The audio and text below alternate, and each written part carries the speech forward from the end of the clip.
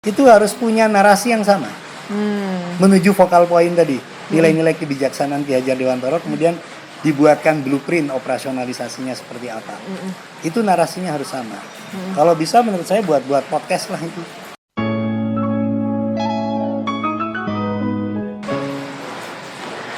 Halo teman-teman semua, kembali lagi di podcast Infinite Game. Oke, kita hari ini baru saja selesai melaksanakan workshop 3 hari, workshop leadership dan mindset bagi SDM vokasi melalui gerakan sekolah menyenangkan yang diselenggarakan oleh Balai Besar BOE ya.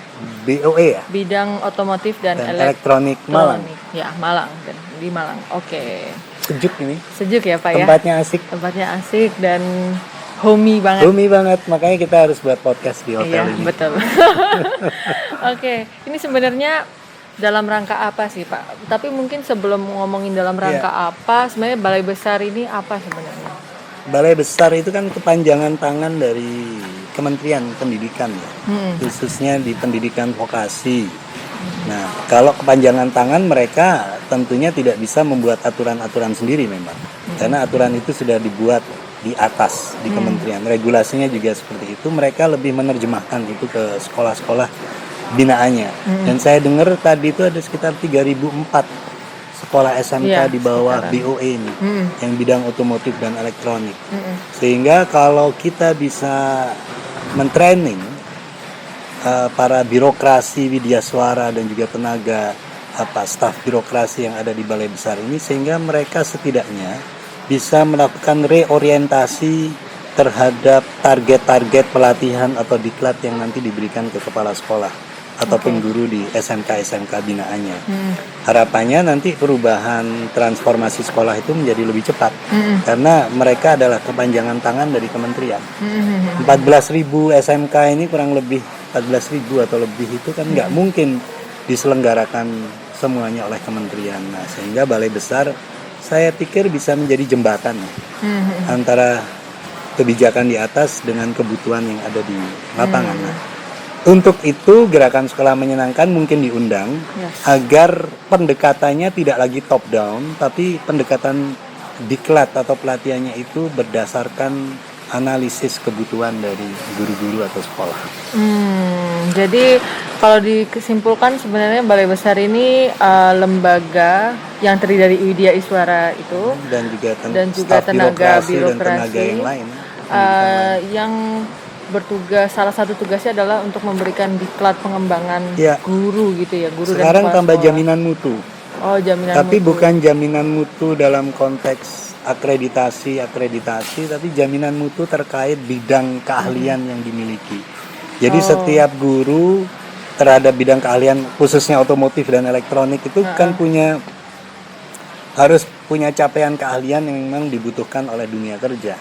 Karena Balai Besar ini binaannya adalah SMK, sekolah kejuruan, maka memang targetnya adalah pelatihan-pelatihan yang membangun kompetensi yang nantinya dibutuhkan di dunia kerja, khususnya di bidang otomotif dan elektronik. Meskipun GSM sebenarnya tidak hanya di bidang elektronik dan otomotif, tapi di seluruh sektor dan prodi. Dan sebetulnya kita juga pernah di Cimahi ya Pak? Cimahi juga bidang yang lain Medan juga bidang yang lain ya, sehingga ini nanti mungkin akan ada roadshow terus-menerus. Tapi sebenarnya tadi kan Bapak bilang diharapkan adanya reorientasi dalam diklat. Nah, itu reorientasi seperti apa Pak? Selama ini kan mereka lebih banyak melakukan diklat itu terkait hard skill, kompetensi, keterampilan otomotif, keterampilan elektronik. Nah, padahal dunia kerja itu tidak terlalu membutuhkan itu. Itu memang dibutuhkan karena itu adalah kompetensi dasarnya, tetapi sebenarnya ketika di dunia kerja lebih banyak di soft skill. Nah, soft skill ini bukan barang baru, tetapi cara mengimplementasikan, cara menerapkan, cara menerjemahkan kepelatihan dan diklat itu tidak mudah dilakukan. Nah, sehingga mungkin gerakan sekolah menyenangkan yang dianggap sudah punya track record, jejak rekam, mengubah mindset, mental, kepemimpinan, perilaku dari sekolah-sekolah itu agar lebih membangun karakter, nilai-nilai dan soft skill itu utama, itu diajak untuk bisa mewarnai pola pikir yang harapannya nanti akan berujung pada perilaku yang baru bagi Widya Suara staf dari Balai Besar. Dengan nanti jenis pelatihannya lebih banyak mengembangkan pelatihan soft skill, pelatihan kepemimpinan dan pelatihan perubahan perilaku melalui ekosistem gerakan sekolah menyenangkan. Apakah mereka nanti akan diajarkan, maksudnya kayak diajarkan tentang penciptaan ekosistem sekolah gitu juga? Iya, juga Pak, iya, sama ya? Iya, tetapi sebenarnya fokus kita itu bukan pada metodologinya, bukan pada area-area perubahan apa yang harus dilakukan, misalnya pedagogi, lingkungan belajar, ekosistem, atau mungkin social emotional learningnya, bagaimana mengubah karakter atau bagaimana membangun sekolah sebagai community school, komunitas. Bukan itu area perubahannya. Tapi yang paling utama adalah perubahan pola pikir, mindset ini, agar kita tahu vokal poin pendidikan yang akan dituju oleh bangsa ini itu mau kemana. Mau ke soft skill, mau ke hard skill, mau ke culture, budaya, atau mau ke thinking reasoning misalnya. Nah ini yang harus ditemukan. Dan saya pikir gerakan sekolah menyenangkan lebih menyediakan pada mindset tentang arah pendidikan masa depan itu seperti apa, agar kita bisa kompetitif di dunia global yang baru. Itu perannya GSM dalam merubah mindsetnya.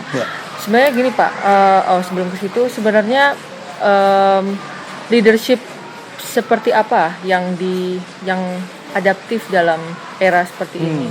Kalau kita baca di bacaan-bacaan di World Economic Forum itu kan anak-anak kita itu kan diharapkan punya 3 kompetensi utama. Yang pertama adalah dia mampu untuk berpikir kritis dan analitis untuk melakukan aksi-aksi yang sifatnya itu problem solving. Karena memang 36% dunia kerja itu membutuhkan skill problem solving ini. Karena apa? Revolusi digital selain memajukan ekonomi dan memudahkan kerja, manusia itu juga bisa menciptakan persoalan yang lebih kompleks yang tidak pernah ada sebelumnya. Maka aksi-aksi dari siswa ini harus punya cara berpikir yang kritis, analitis, dan juga skeptis terhadap persoalan, sehingga dia mampu untuk memecahkannya dengan lebih teliti dan lebih metodologis. Yang kedua, anak kita kan diharapkan bisa punya kemampuan antisipatif. Jadi kemampuan kritisnya itu juga bisa mengantisipasi kira-kira perubahan dunia ke depan itu seperti apa, sehingga kompetensi yang dibutuhkan ke depan itu apa. Nah, ketika apa yang dibutuhkan dan dia tahu yang dibutuhkan, maka dia akan melakukan antisipasi. Misal kebutuhan ke depan jangan-jangan adalah lebih ke soft skill soft skill menjadi anak yang fleksibel. Kenapa? Karena perubahan dunia kerja nanti bisa berubah-ubah cepat, maka fleksibilitas menjadi utama. Maka fleksibilitas dan adaptif ini kan harus dilatih. Nah, dunia pendidikan kita harus memberikan porsi yang lebih nanti. Bagaimana membangun fleksibilitas dan adaptabilitas ini. Matriks penilaiannya juga berubah. Nah, ini yang harus diketahui oleh Balai Besar. Dan yang ketiga kan kemampuan reflektif. Kenapa kok harus punya kemampuan reflektif? Karena ketegangan, dilema itu akan semakin meningkat. Kenapa? Karena perbedaan itu akan semakin lebar. Kesenjangan akan semakin lebar, dan bahkan di dunia kerja itu diprediksi akan ada 5 generasi yang bisa bekerja dalam waktu yang sama. Nah ini kan generasi yang sama itu kan cara berpikir, cara bekerja, berperilaku, hidup kan beda semua. Nah kalau kita tidak melengkapi kemampuan anak kita untuk berefleksi, memahami dirinya, mengendalikan emosi dirinya, sekaligus memahami orang lain dan sekitarnya, ketegangan akan muncul dan ini tidak baik. Nah, 3 hal ini kan rata-rata adalah soft skill. Nah, maka dari itu kita harus terus untuk membangun hal ini ke depan. Berarti tiga hal itu ya, leadership dan soft skill yang harus dipersiapkan. Oke Pak. Gurunya juga harus berubah fungsinya. Kalau menurut saya fungsi guru itu harus jadi fasilitator nanti, agar bisa menciptakan 3 anak yang bisa beraksi, mengantisipasi dan refleksi, dan itu terjadi terus-menerus kan, sehingga jadi pembelajar sepanjang hayat dan mandiri. Gurunya perannya tidak bisa ngajar saja dan tidak bisa hanya menilai saja. One way nggak bisa ya? Bisa one way saja. Gurunya harus jadi fasilitator. Dan fasilitator apa? Agar anak-anak kita itu bisa menemukan proses belajarnya sendiri yang enak bagi dia, sekaligus menemukan solusi-solusinya sendiri ketika menghadapi persoalan-persoalan yang kompleks itu, sehingga fokus guru itu menjadi fasilitator pada konsep berpikir dan reasoning, membangun alasan-alasan atau membangun kesimpulan-kesimpulan.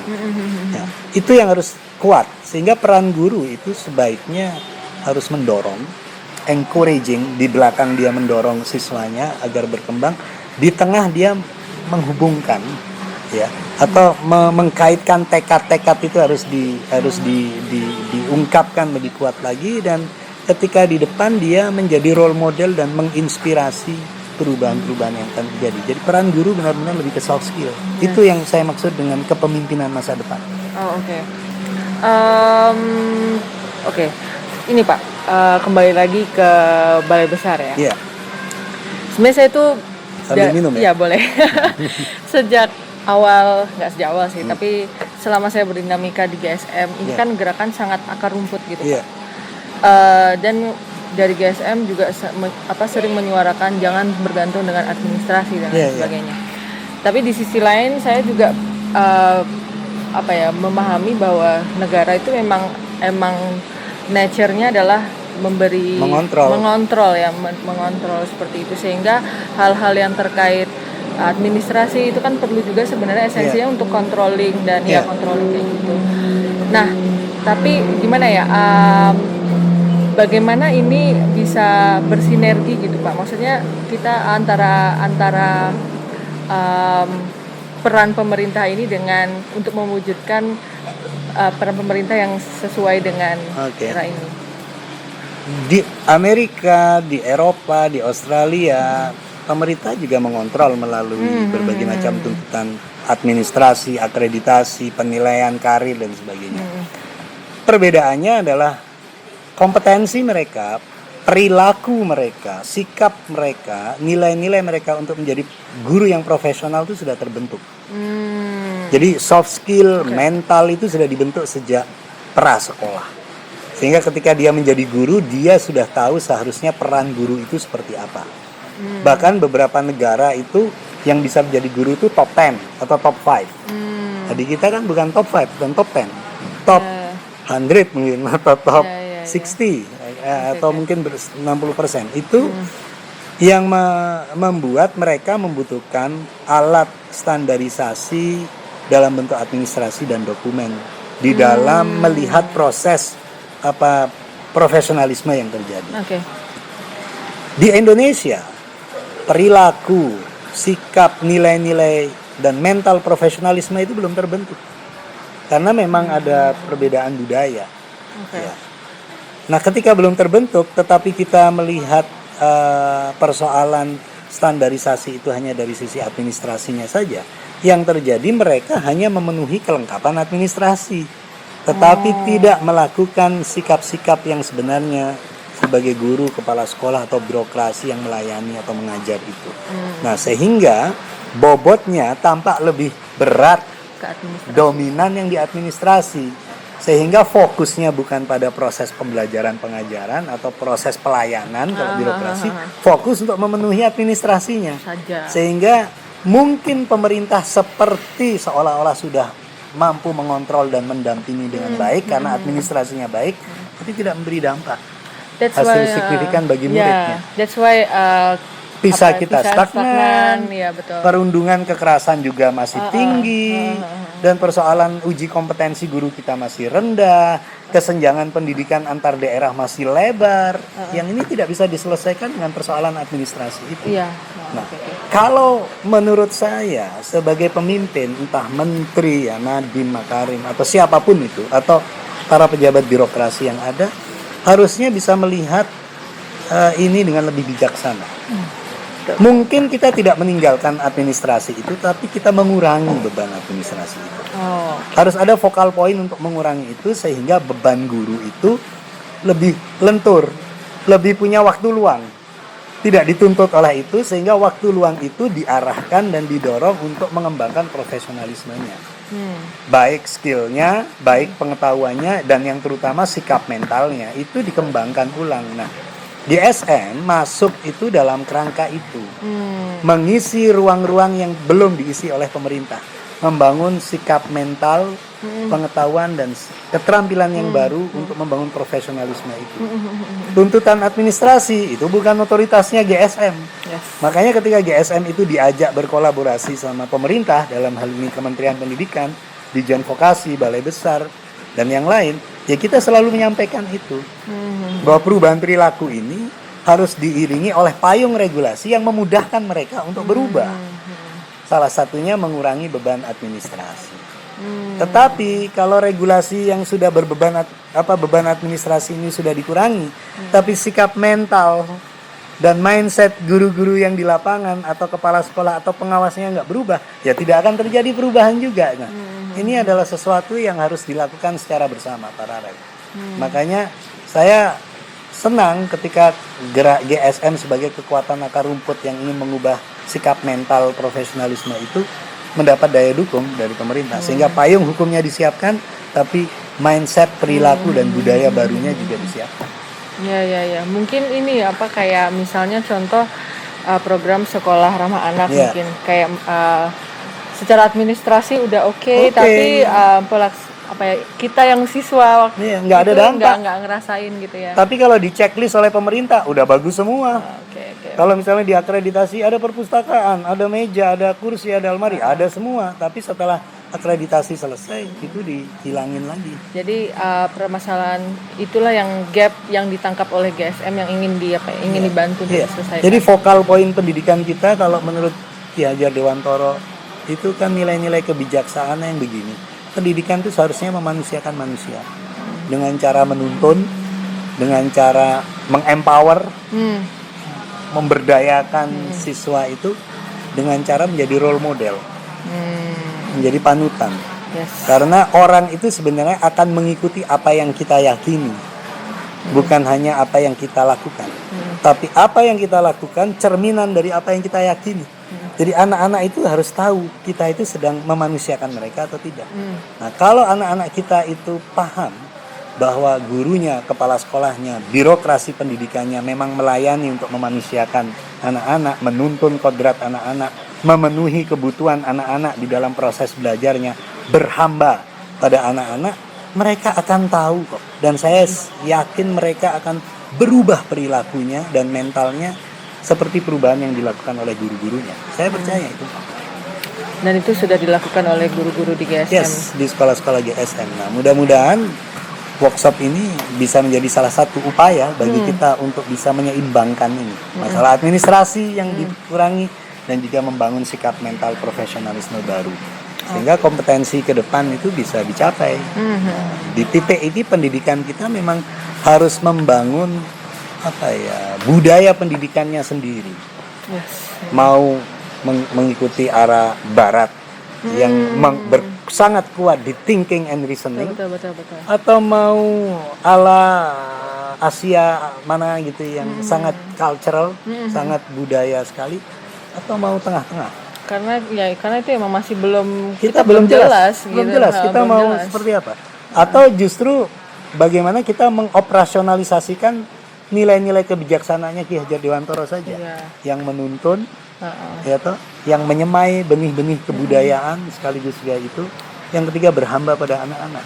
Nah, prinsip ini harus menjadi focal point pendidikan kita sehingga kurikulumnya, strategi pembelajarannya, sistem penilaiannya, sistem akreditasi sekolahnya, bahkan sistem pengembangan gurunya harus menuju ke focal point yang sama. Itu yang menjadi titik penting yang harus disadarkan kepada semua pihak.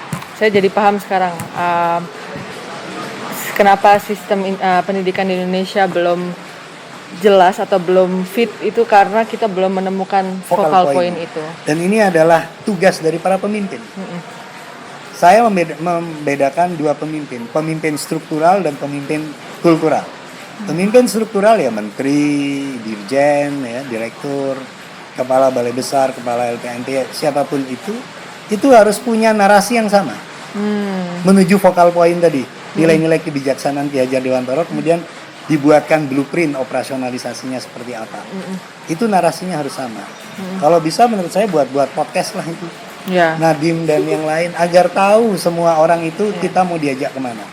Nah, yang pemimpin kultural yang mungkin tidak punya otoritas, tidak punya jabatan, tidak punya anggaran, dia kan juga punya intelektual, dia juga punya kehendak, dia juga punya networking misalnya.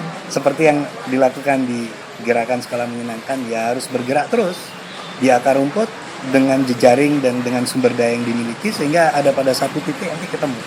Dan semua itu harus dibangun dengan narasi, dengan storytelling, agar semua orang tahu focal point apa yang akan kita capai dan kita tuju, sehingga semua bergerak ke focal point yang sama meskipun dengan starting kepentingan yang berbeda-beda. Oke, itu salah satu pesan. Tapi terakhir nih Pak, pertanyaan terakhir. Kalau focal point untuk SDM, untuk sekolah vokasi, ini apa yang kira-kira menurut Bapak harus dipersiapkan? Memang vokasi ini kan agak unik, dia kan kejuruan ya. Jadi mau tidak mau ya kompetensi. Nah, kompetensi yang apa? Kompetensi yang dibutuhkan di dunia kerja mestinya. Ya. Tapi saya itu agak tidak setuju kalau link and match-nya itu hanya ke dunia kerja. Karena kesannya hanya untuk mencetak tenaga kerja buruh bagi dunia kerja. Kalau bisa, link and match-nya itu juga dengan agar match dan punya kompetensi yang sesuai dengan kebutuhan peradaban. Kebutuhan peradaban ke depan itu apa? Kalau bisa kita bangun vokasi sosial, vokasi olahraga, vokasi seni yang bisa menyiapkan etika-etika, etiquette, atau etos kerja, ethics dari warga negara yang siap dengan perubahan dunia yang begitu cepat ini, tidak pasti ini. Nah, vokasinya juga ke sana, tidak hanya ke dunia industri, sehingga ketika link and match ini terjadi, link and match-nya itu holistik. Tidak hanya sebagai tenaga kerja, tetapi menjadi warga negara yang baik, efektif, yang bisa kontributif dan membantu menyelesaikan persoalan-persoalan sosial ke depan. Saya harapannya begitu vokasi. Oke, setuju sih Pak, karena semakin ke depan nih sepertinya permasalahan tidak hanya permasalahan material sebenarnya, tapi juga permasalahan mental kebahagiaan yang holistik dan hakiki. Itu utama. Saya pikir vokasi bisa juga membangun hal-hal seperti ini. Jadi vokasinya tidak hanya elektronik, otomotif, pariwisata, tapi juga vokasi olahraga seperti yang juga tanyakan ke Pak Dirjen. Vokasi seni juga dibangkitkan, vokasi budaya juga dibangkitkan. Nah, kalau ini terjadi, kejuruannya akan menjadi kejuruan yang lebih komprehensif. Baik, itu dia teman-teman semua pendapat dari Pak Rizal mengenai leadership di birokrat pendidikan kita atau birokrat secara keseluruhan ya. Dan semoga dari pembicaraan podcast kita hari ini bisa memberikan inspirasi dan penambahan wawasan bagi teman-teman semua. Dan semoga kita ini didengarkan ya, kalau kita tuh butuh focal point untuk kita tuh jelas mau dibawa kemana gitu. Baik, itu dia teman-teman, dan semoga udah banyak, semoga saya akhiri saja.